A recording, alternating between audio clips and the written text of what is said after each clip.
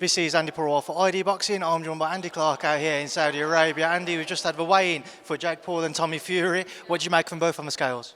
Yeah, they look good. I thought that the whole thing had a really nice kind of vibe to it. A little bit different. The setting was good, good relaxed atmosphere. But then they delivered what you wanted to and what we wanted them to. And that's the very predictable thing with these guys, is they're absolutely excellent at giving you media-wise what you need, and a bit of pushing and shoving, a bit of chat. He was maybe a little bit heavier with some of the language, Jake Paul, than I thought he might be, given where we are. But at the same time, it was good, yeah, it was good. Tommy very fired up on the stage, as was Jake, as you say. A couple of days ago when they faced off, some people suggested Jake looked nervous. Looking at them today, did you get that same impression at all?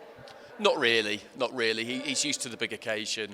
I don't think there's any real nerves in either of them. I think Fury, at times, has just kind of simmered a bit, because I think he finds Jake Paul genuinely really irritating. But I don't think that's going to spill over into fight night. He can't. He has to make sure that he's not emotional on fight night, because that's a recipe for a poor performance if you let that happen. But I just thought they both know the game, and they both know what's required of them during fight week, and they've given it to us, which is great. And this event, right from the beginning, has stood on its own 2 feet. You know, there's never been any need to pretend this is something that it's not, or window dress it. It's two novices who are well matched, and that's the key in any fight, to have two fighters who are well matched. And it's generated an enormous amount of interest. So I don't know anyone inside boxing who doesn't understand why this is happening, or who's really got any kind of problem with it.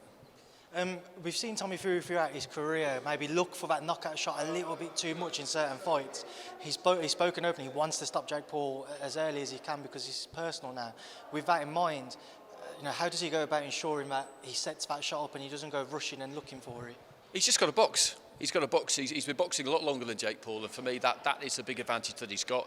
And it could be, or at least should be, if he does it right, an insurmountable advantage. He's got to be loose and let it flow. And then whatever happens, happens. And he said that to us at the fighter meetings yesterday. What I wanted to ask him was, what about all this chat about the knockout? Because that sets alarm bells ringing with me, is like you just said, because the more you look for it, the less likely it is to come. You get tense, you force it, you drain yourself of nervous energy, and things could go wrong. And he said, it's not that. I'm not going to be gung-ho. I'm going to just box, but I'm just very confident that it will come. So I like to hear that, because I think some of the pressure that's been put on him maybe isn't all that helpful, or potentially isn't all that helpful. Having to win or having to walk home, having to win by knockout. But I think he's in a good spot. I think he's ready for it. I think they both are, because I don't think there are any real mental frailties with either of these two, to be honest with you. Andy, just follow on, because I know the team just quickly left you and you've got to catch up with them. Yeah, the WBC released their report on their findings on the Conor Benn situation. What did you make of what their report had to say?